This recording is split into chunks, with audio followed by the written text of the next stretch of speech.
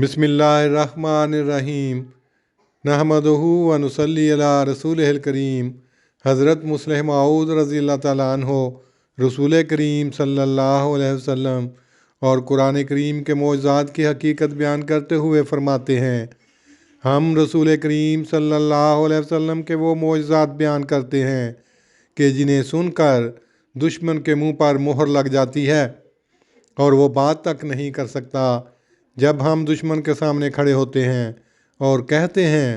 कि मोहम्मद सल्लल्लाहु अलैहि वसल्लम का मौज़ा ये है कि जो शख्स उनकी ग़ुलामी और इत्तिबा करता है, खुदा ताला का ताज़ा कलाम उस पर उतरता है और ज़मीन व आसमान का खुदा उससे हम कलाम होता है। तो क्या है कोई हिंदू जो कहे कि मैं उससे बढ़कर अपने पेशवा का मौज़ा पेश करता हूँ, या है कोई ईसाई जो कहे कि इनके मसीह की इत्तिबा से ये नेमत इंसान को हासिल हो सकती है।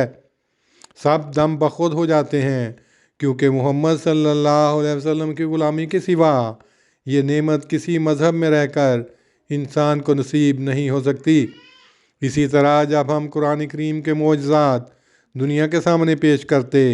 और कहते हैं कि दुनिया की तमाम पार्लियामेंटें और दुनिया के तमाम फ़िलासफ़र और दुनिया के तमाम मुदब्बर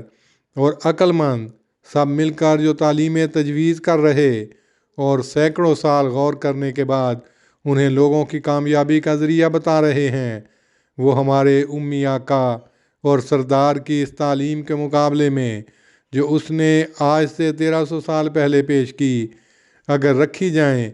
तो खाक होकर रह जाती हैं। तो किस तरह वो ईसाई जो दूसरों पर बढ़ बढ़ कर इतराज़ कर रहे होते हैं, दबक पर कर बैठ जाते हैं और उन्हें तस्लीम करना पड़ता है कि वाक़या में कुरान करीम जिस तालीम को पेश करता है वही तालीम असली और आला है। खुतबात महमूद जिल्द 18 सफ़ा 361 362। व आखिर दावाना